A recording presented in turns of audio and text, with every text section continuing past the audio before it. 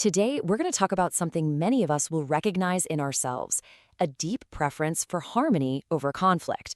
We're going to look at this not as some kind of flaw, but as a trait that once we really understand it, can be honed into a real professional strength. So let's just start with the basics. You don't like conflict, you find it disruptive, it feels uncomfortable, and you see it as, well, counterproductive.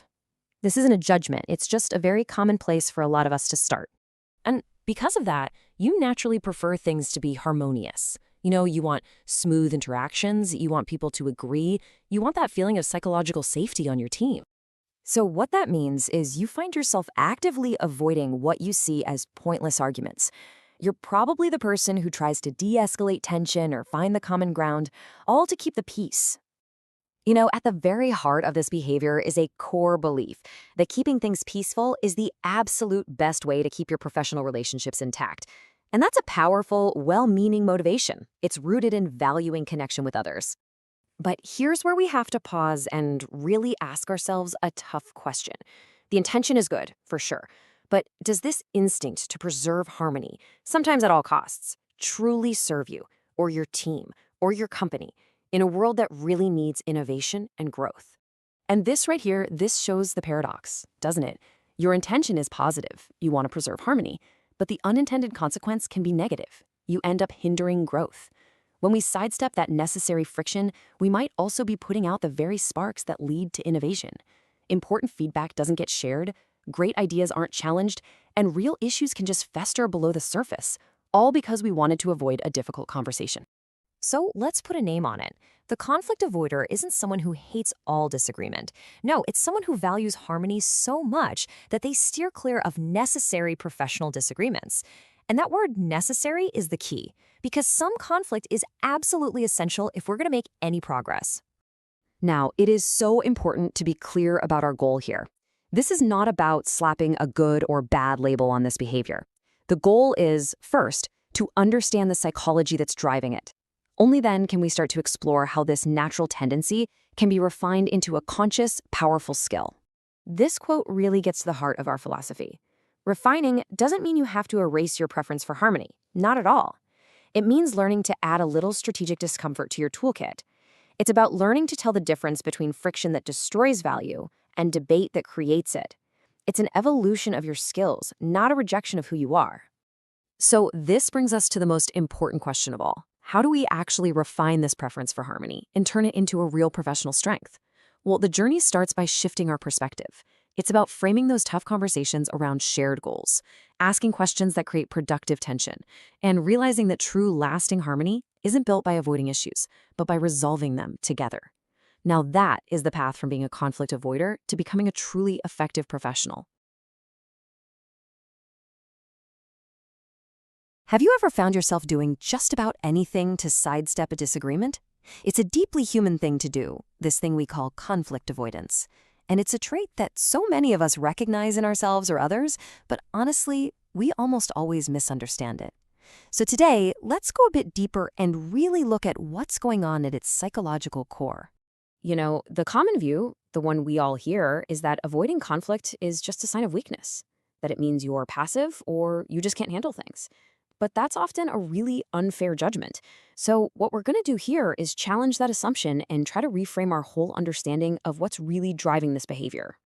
Let's start with this core idea. The conflict avoider is not weak. See, this isn't really about an inability to stand up for oneself. It's actually about a powerful internal drive that's pulling them towards something else entirely. It's a choice, whether it's conscious or not, and it's rooted in a very specific set of personal values. So, if it isn't weakness, then what is it? Well, at its very heart, conflict avoidance is a powerful drive for stability.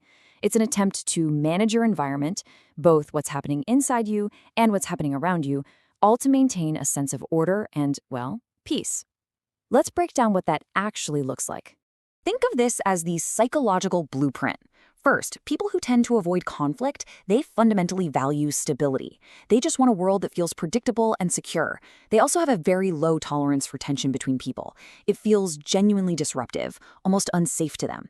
They're also super aware of how a tiny disagreement can spiral into something huge, so they're always working to stop that from happening. But really, above all else, they prioritize their own emotional calm. Conflict is the ultimate threat to that inner peace they work so hard to maintain. And you know what? There is real strength in this. Knowing which battles are actually worth fighting and which ones are better left alone, that's a sign of wisdom. Choosing to de-escalate a heated moment instead of pouring fuel on the fire is often the most mature thing you can do. It's a strategic choice, really, to preserve your energy and your relationships. However, and this is where things get a little more complicated, that drive for peace, that strength, it has a double edge. There's a very fine line where this positive trait can actually start to have some pretty negative consequences. This really gets to the heart of it. This is the turning point. See, maturity is choosing to hold back for a greater good. But suppression? That's feeling like you have no choice but to hold back. One is an act of real wisdom and agency. The other is the silencing of your own needs, your own feelings, your own truths, all because of fear. And that suppression, it absolutely comes with a price. When avoidance becomes your default setting for every single difficult conversation, something really important gets lost. Legitimate needs might go completely unmet. Resentment can start to build up quietly, right under the surface. And your relationships can start to suffer from that lack of honest communication, creating a kind of peace that's actually really fragile because it isn't built on any real, authentic understanding. So we'll end with this question, and it's not meant as a judgment at all, but as a point for some honest reflection. At what point does that admirable goal of keeping the peace cross over into the harmful act of silencing yourself? Knowing where that line is for you, that is the key to turning a tendency for avoidance into a true strength, a mature discernment. Thanks for joining me for this exploration. I really hope it's given you some valuable insights to think about. You know the feeling. You're in a room, maybe a big meeting, and the air is just thick with things left unsaid. There's a huge decision on the table, but everyone's just quiet, staring at their notes, at the floor, anywhere but at each other. Well, that right there, that's what we can call the architecture of silence. It's this structure we build, almost unconsciously, when conflict is near. And in this explainer, we're going to take a closer look at it, piece by piece. So, that leads us right to the big question, doesn't it? Why do we do that? When things get tense, when there's a disagreement, why is the default for so many of us to just pull back, to go quiet instead of leaning in? It's a pattern I'm sure you've seen, probably in your work, maybe even at home. But what's really going on underneath it all? What's driving us to make that choice? Okay, so first things first. This instinct to withdraw, it's not some kind of personal failure, not at all. It actually comes from a very deep, very human place of self-preservation. I mean, think about it. In the heat of the moment, pulling back, staying quiet, it often feels like the only logical, rational, and frankly, safe thing to do. There's a real emotional logic at work here, and it's important we understand that before we start picking it apart. And this is basically the mental math we're doing, usually in a split second. On one side, you've got silence. And man, does that feel safe? It's like putting up a shield, right? You can't get attacked for something you didn't say. Then, on the other side, you've got quick agreement. Just nod along. That feels easier, doesn't it? It just kills the tension right there on the spot. Notice how both of these paths lead away from the real friction, away from the actual conflict. They're both the path of least resistance. All right, but to really get a handle on this, we need to go a little deeper than just that in-the-moment feeling. We have to look at the psychology behind it all, because this habit of avoidance, it's not random. It's almost always a learned behavior, and it has some pretty deep roots. So let's unpack some of those core reasons why we so often retreat into silence. So let's look at some of these roots. For a lot of us, it starts with our upbringing. Maybe you grew up in a household where disagreement just wasn't okay. You learn really early that keeping the peace is more important than speaking your mind. Then there's the big one, the fear of damaging relationships. We stay quiet because we're terrified that one argument could break something for good, so we choose this fragile peace over a real connection. Of course, there's the fear of authority. That's huge in any workplace, right? You don't speak up against the boss, and pretty soon you've got a whole team that can't innovate because no one's willing to challenge anything. And beneath all that is the simple desire to be liked. We're social creatures. Disagreeing feels like you're putting your place in the tribe at risk. And finally, let's be honest, the sheer discomfort of it all. Conflict feels bad, physically. Your heart races, your stomach gets tight. Our bodies are basically screaming at us to avoid that feeling, even though, the tension we don't resolve can be so much worse in the long run. So we get it now, right? We seek out this comfort because it feels like protection. It's a defense mechanism. But here's the thing about choices. Every single one has a trade-off. And when we consistently choose the safety of silence, well, we're paying a price. Now, this isn't about judging ourselves for it. It's just about being clear-eyed about the transaction that's happening. The real question becomes, what are we giving up in exchange for that little bit of momentary peace? And really, this is what it all boils down to. The simple but incredibly powerful idea. Just think about it for a second. When have you ever truly grown? Personally, professionally, in your relationships, without some friction, without a challenge, without having to work through a tough conversation? It just doesn't happen. The very comfort we're searching for in that silence, that's often the exact thing holding us back from the progress we say we want. It's a strange paradox, isn't it? The safe harbor we run to also ends up being a cage. So, let's end with this. A question I want you to really sit with. Think back on those moments when you chose silence. Remember those reasons for avoidance we talked about. Now ask yourself, that comfort you got in that moment, what did it actually cost you down the road? What conversations just never happened because of it? What problems never got solved? What potential, what growth was just left on the table? So I'll ask you one last time. What is your comfort costing you? Welcome to The Explainer. Today we're talking about something we all face. That moment in a meeting when you have a choice. Do you speak up or do you stay silent? We're going to break down the true cost of that silence, and it's probably higher than you think. So let's put ourselves right in that situation. You're in the meeting, things are getting a little tense, and the calculation in your head seems pretty straightforward, right? Speaking up feels like a risk, while staying quiet feels safe. But is that calculation actually correct? Let's unpack the logic that so many of us rely on and see where it goes wrong. Okay, so first, let's get into the why. Why do we choose silence? It's important to understand that this usually isn't about not caring. In fact, it's often the opposite. It's a strategic move. You're trying to keep the peace. You're trying to avoid unnecessary risk. It's really just a powerful self-preservation instinct kicking in. And you know, that feeling of safety, it's incredibly powerful. You think to yourself, by saying nothing, I'm controlling the situation. But here's the thing we're going to explore. That feeling of control, it's mostly an illusion. It's a short-term fix that, over time, can quietly, almost invisibly, undermine where you stand professionally. So what's the first consequence? Where does this all start? Well, the first price you pay for staying silent probably isn't what you'd expect. It's not the big stuff, like a bad performance review or a missed promotion, at least not right away. No, the very first cost is one that only you can feel. It's entirely internal. And that's what makes this so tricky. These initial costs, they're invisible to everyone else. Think about it. Your great ideas, they stay in your head, unheard. Your professional boundaries, they never get defined, so they start to get blurry. These are real personal hits to your sense of agency and contribution, and you feel them long before anyone else even notices. But of course, what happens internally never stays internal for long, does it? This is where things start to compound. Like interest on a debt, each small moment of silence adds up, building on the one before it. And eventually it spills over into an external problem, one that starts to affect how other people see you. This is that critical turning point where the internal cost starts to become an external one. That frustration you've been holding on to, it starts to leak out. And here is the absolute key. Your colleagues, they don't know your internal strategy. They don't see harmony. They see a lack of engagement. Or maybe even worse, they see a lack of conviction in your own ideas. And just like that, your influence starts to fade. Okay, so we've talked about you, and we've talked about your colleagues. But now we need to make a really important shift in perspective. Because to really get the full picture, to understand the true cost of silence, we have to see it the way leadership sees it, the people who make the big decisions about your career. And this right here, this is a total game changer. This one simple idea completely reframes the entire strategy of keeping the peace. You might be working really hard to maintain harmony on the team, thinking that's what's valuable. But that's just not the main thing leaders are looking for when they measure your impact. So what are they measuring?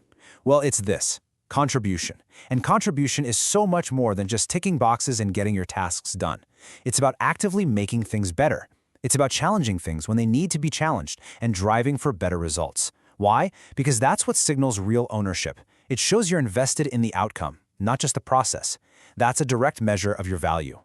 And when you put them side by side, the difference is pretty stark, isn't it? Harmony is passive. It's about keeping things as they are. Contribution, on the other hand, is active. It's about making things better. One is focused on avoiding a little friction right now. The other is focused on creating real value down the road. At the end of the day, you're choosing between being a quiet presence and being a strategic voice. Which brings us to our final point. This is the big one, the ultimate cost of professional silence, and that is the direct impact it has on your entire career path. Here's the takeaway, and it is so important.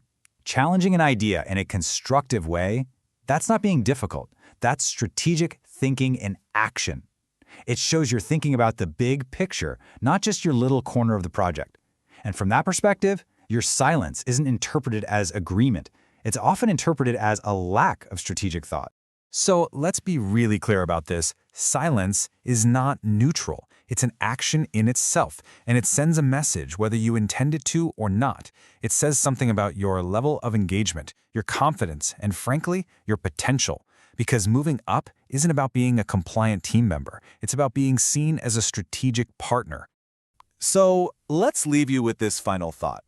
That conversation you're avoiding today, it doesn't just vanish into thin air. It waits, and it grows. It gets more complicated. It gains more weight, until it becomes a much, much bigger problem to deal with later on. Maybe the real price of silence is the bigger battle you're setting up for yourself down the road.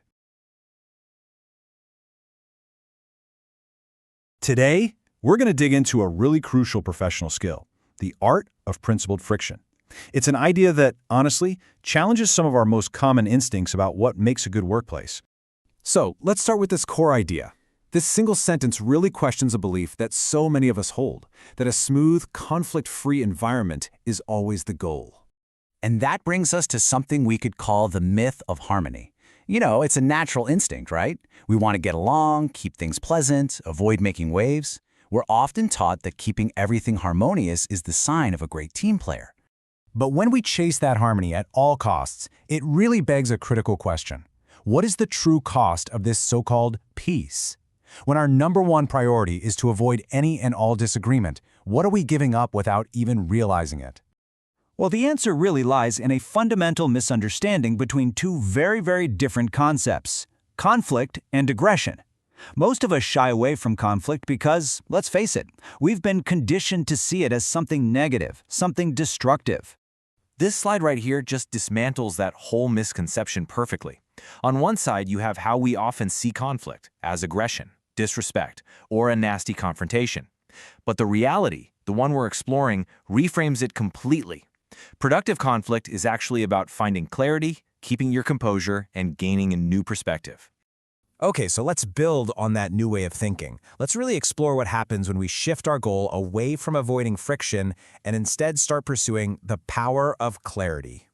The first principle we have to get straight is this: conflict is not aggression.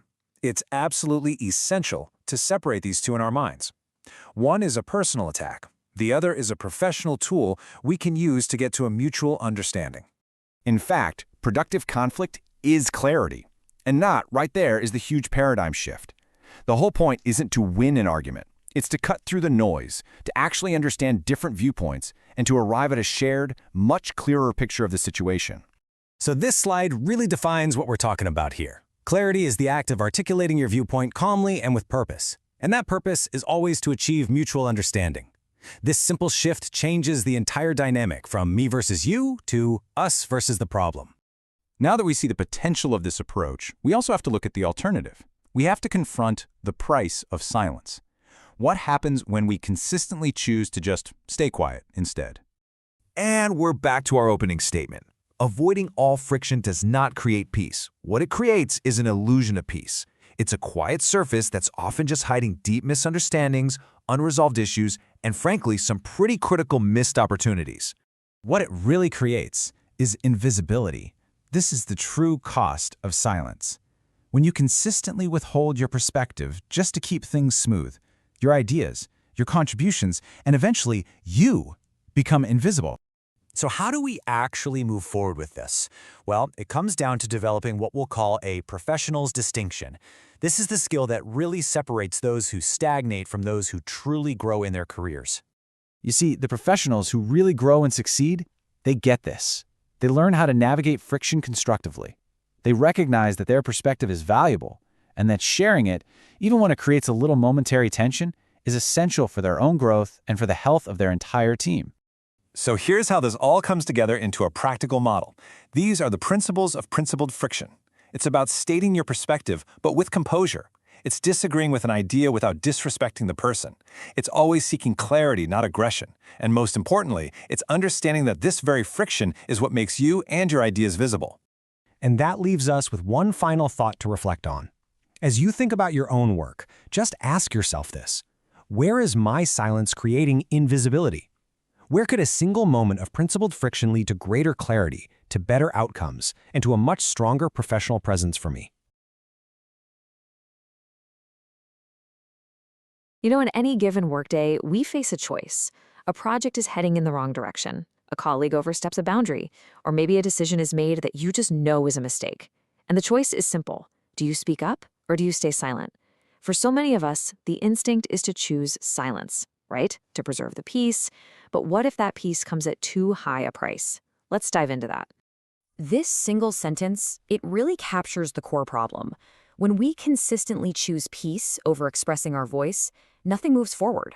Projects don't get better, professional relationships don't really deepen, and our own careers can just stall out. This stagnation, it isn't just a lack of progress.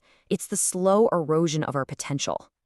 So why do so many of us choose silence? Well, it's not usually out of apathy or weakness. It often comes from a really understandable place, a deep desire for harmony. The silent observer often believes that raising a different opinion will create friction that just isn't necessary, maybe even damage relationships. The internal logic is pretty simple. Keep things smooth, even if it costs us a better outcome. Let's be really clear about what we're discussing. Conflict avoidance is a pattern. It's a habit. It's an attempt to sidestep those difficult conversations. And framing it as a pattern is absolutely crucial because patterns can be understood, and more importantly, they can be changed. This isn't about some fundamental character flaw. It's about a learned professional behavior. And here we are. We've arrived at the central fear that drives so much of this avoidance, the belief that the only alternative to silence is to become confrontational. So many professionals think they have only two settings, be a passive observer or be an aggressive fighter. But this is a false choice. And dismantling this exact misconception is the key to unlocking your professional authority. Just look at the contrast here. Confrontation is about winning. It's aggressive, it assigns blame, and it immediately puts other people on the defensive. Assertiveness, though, that's about clarity and mutual respect. It's calm, it's focused on the issue, not the person. Its goal is a constructive outcome. Really, one is an attack, the other is a contribution. I really want this point to land. The goal is not to change your personality into someone who seeks out fights. The goal is to develop a skill. Assertiveness is a communication tool that lets you contribute effectively, all while maintaining professional respect. Okay, let's return to that idea of peace. While the intention is to maintain harmony, the quiet that results from avoidance, it often hides a growing list of problems. It's a fragile peace, one that masks unresolved issues and, honestly, simmering resentments. And here is where we see the true cost. When you stay silent, your insights are lost. Small problems you could have flagged early on, they grow into major crises. Your professional growth gets capped because you aren't seen as someone who shapes outcomes. This is that stagnation we talked about at the start, a quiet dead end. So, how do we break this pattern? Well, the good news is that it doesn't require some dramatic overnight transformation. It actually starts with small, manageable actions. Let's look at a practical framework for developing assertiveness. These are your starting points. You can start by just asking clarifying questions. It's a very low-risk way to engage, and it shows you're thinking critically. Then, maybe try expressing an alternative viewpoint, even with a simple, "Have we considered this approach?" Next, state your boundaries to protect your focus. This ultimately benefits the whole team. And finally, address issues early, before they escalate. Each one of these is a small, powerful act of professional engagement. Now, practicing those small steps consistently leads to a really significant outcome. It's not just about getting your point across in a single meeting. It's about fundamentally changing how you are perceived in your professional environment. This is about building a whole new kind of presence. This is the question that holds so many people back, isn't it? The fear that to be more effective, you have to become someone you're not. Someone louder, more aggressive, less you. And the crucial point is this: it was never about your personality. It's about your posture, your professional stance. A strong posture means you stand firm in your expertise, you communicate with quiet confidence, and you engage constructively. It's simply the external expression of your internal competence. And this is the ultimate reward. When your colleagues and your leaders see that you can navigate disagreement with maturity and with grace, their trust in you grows. You're no longer seen as someone who avoids problems, but as someone who solves them. Your professional credibility just skyrockets. Moving from silent avoidance to assertive engagement, it isn't about becoming a different person. It's about allowing your most competent, insightful self to finally be heard. It is about becoming, simply, a more effective professional.